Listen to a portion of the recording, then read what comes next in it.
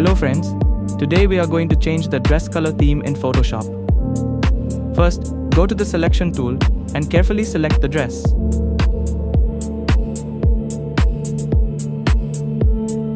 As you can see, some areas may not be selected properly.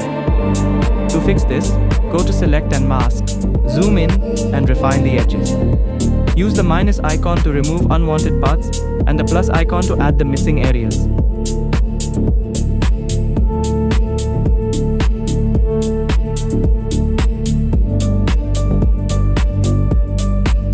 Once the selection is clean, click OK. Now go to File and insert the design or texture you want to apply to the dress.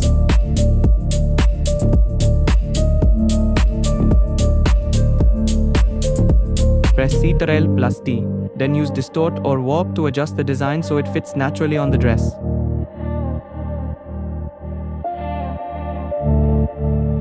After that, create a clipping mask to merge the design with the dress layer. Finally, go to Blending Options. Try linear burn or overlay until it looks realistic. And that's how you can easily change the dress design in Photoshop.